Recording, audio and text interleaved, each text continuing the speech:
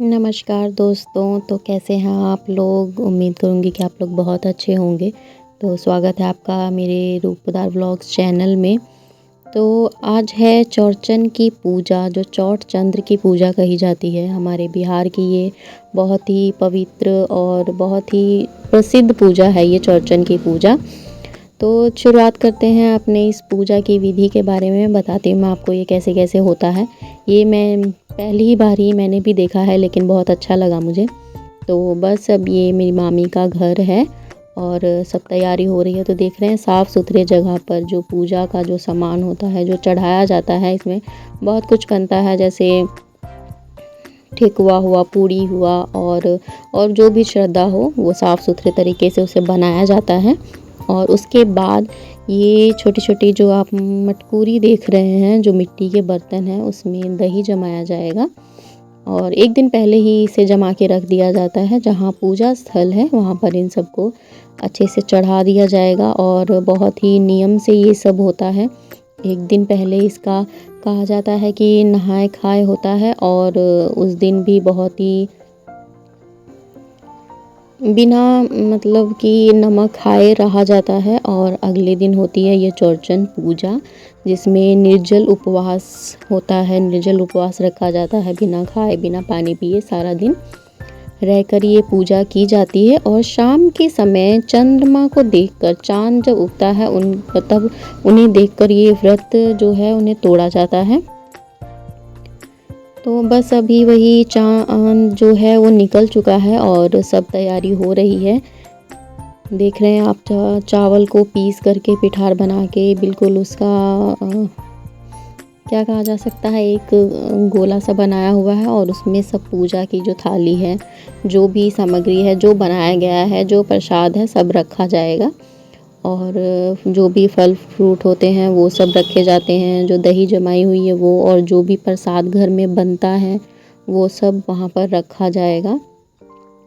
और इसकी जो कथा है वो है ये कि जो चौरचन की जो पूजा है वो इसलिए की जाती है। कहा जाता है कि जो चंद्र भगवान थे, चंद्रमा थे, उन्हें अपनी सुंदरता पर बहुत ही घमंड हो गया था, गुमान हो गया था। तो एक बार उन्होंने गणेश जी को देखा और गणेश जी की जो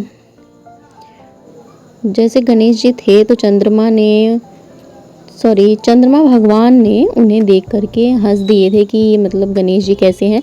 तो गणेश जी को इस बात पर बहुत ही गुस्सा आ गया और उन्होंने चंदा भगवान को श्राप दे दिया कि मतलब तुझे अपने सुंदरता पर इतना घमंड है, गुमान है, तो जो तुझे देखेगा वो कलंकित हो जाएगा। तो उस दिन से फिर चंद्रमा को जो भी देखता था, या चंद्रमा वो खुद ही कलंकित हो चुके थे, तो बहुत ही परेशान थे। काफ़ी लोग भी परेशान थे क्योंकि चंद्रमा उग नहीं रहा था। तो फिर चंद्रमा भगवान ने, चंदा मामा ने अपने इस श्राप को हटाने के लिए बहुत ही मतलब गणेश जी को प्रसन्न करने के लिए बहुत कुछ किया और अंतिम में वो सफल भी हुए। तो गणेश जी ने प्रसन्न होकर उन्हें इस श्राप से मुक्त किया कि मतलब जो भी तेरा ये भादो महीना में शायद ये चौरचन का व्रत होता है, जिस समय में तीज का व्रत होता है, तो उस दिन भी तीज का भी व्रत साथ में ही पड़ा था, चौरचन और तीज का व्रत। तो बस उसी दिन ये व्रत किया जाता है, निर्जल उपवास। और चाँद को देखकर जो व्रत ये तोड़ेगा तो वो इस कलंक से, इस श्रापित से आज़ाद हो जाएगा। तो बस उन्हीं के ये नाम से उनको कलंक से हटाने के लिए ये जो व्रत पूजा की जाती है। और कहा जाता है कि इससे अपने बच्चों के लिए, अपने घर के सुखी संपन्नता के लिए ये व्रत किया जाता है। तो इसीलिए ये चौरचन की पूजा होती है। सब देख रहे हैं जो मामी ने ये उपवास किया हुआ था, तो दही का जो बर्तन है वो हाथ में ले लेते हैं और सब जो है बारी-बारी से अर्घ देते हैं चंद्रमा को। और फल लेकर ही चंद्रमा को देखा जाता है, बिना फल के चंद्रमा भगवान को नहीं देखते। कहा जाता है कि उन्हें ये फल बहुत ज़रूरी है चढ़ाना, तो जो भी है उन्हें चंद्रमा भगवान को देख करके अपना व्रत तोड़ते हैं। मैं भी अर्घ दे रही हूँ। मामी जो है दही का बर्तन उन्होंने लिया हुआ है, जो मटकूरी है, इसी में जिसमें दही एक दिन पहले जमाया गया था, तो उसी में सब जने अब बारी बारी से अर्घ देंगे। और जो है वो मंत्र एक पढ़ा जाता है, वो मंत्र मामी को पता होगा, तो वो मंत्र पढ़ के वो अपनी पूजा करते हैं। जितनी भी थालियाँ रखी गई हैं, जितना भी कुछ सजाया गया है, तो सबको एक एक बार लेंगे मामी अपने हाथ में, और सब जने जितने भी घर के सदस्य हैं या कोई बाहर से भी है, जो भी है वहाँ पर मौजूद है, तो वो सब अपना अर्घ देंगे और चंद्रमा भगवान को देखेंगे और मंत्र जाप करेंगे। देख रहे हैं आप लोग, सब जने अर्घ दे रहे हैं।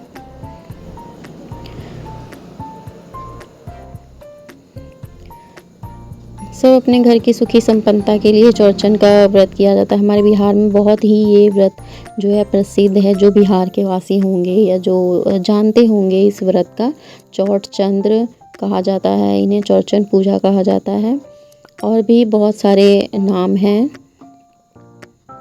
तो बिहार में, लेकिन हमारे ये चौरचन पूजा कहा जाता है। इसे भादो महीना में ये होता है पूजा। बहुत ही महत्व है और बहुत ही अच्छा लगा ये पूजा, मुझे बहुत ही पसंद आई। तो बस ये सब पूजा हो चुकी है और अब थाली लेकर हाथ उठा रहे हैं मामी।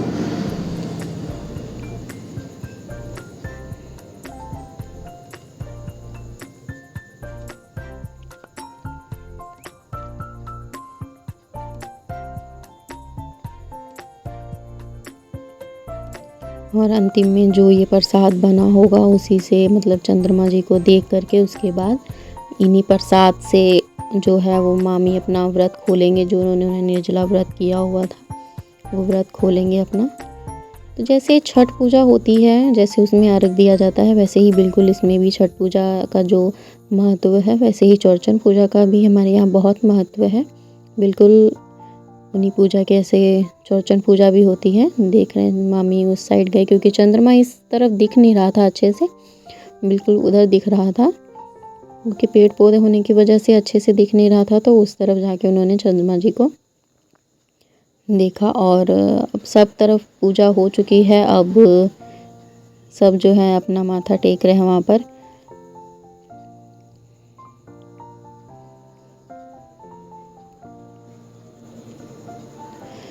अब पूजा होने के बाद अब सब प्रणाम करेंगे और फिर उसके बाद जो है सारा प्रसाद जो है वो उठा लिया जाएगा।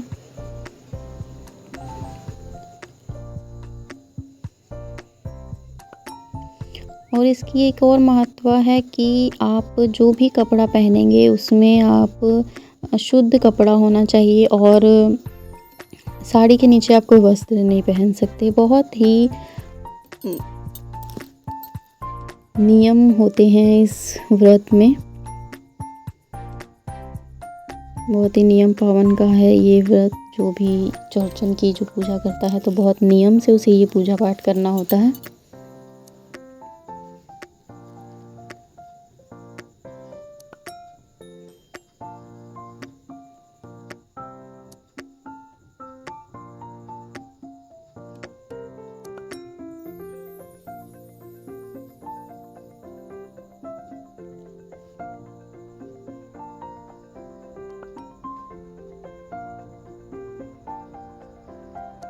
बच्चे सब भी खुशी के मारे इधर उधर घूम रहे हैं कि कब पूजा संपन्न होगी, कब प्रसाद उठाया जाएगा और प्रसाद खाया जाएगा।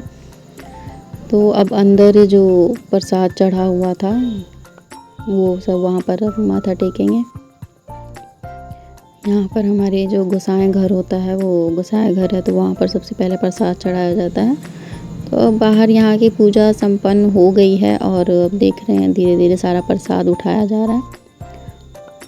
बच्चे भी बहुत सहायता कर रहे थे। और कहते हैं जो वहाँ पर प्रसाद चढ़ाया जाता है अलग से, तो वो प्रसाद सिर्फ आदमी ही खाते हैं और घर के ही आदमी खाते हैं। औरत या कोई भी लड़की उस प्रसाद को नहीं खा सकती।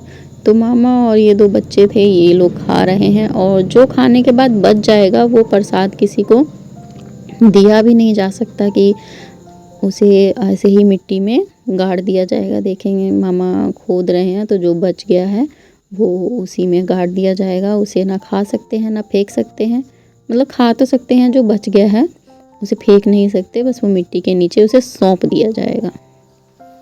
तो ये थी हम लोगों की चौरचन की पूजा। उम्मीद करूँगी कि आप लोगों को बहुत अच्छा लगा होगा। तो हमारी चौरचन पूजा के लिए प्लीज़ सब्सक्राइब ज़रूर कीजिएगा। धन्यवाद।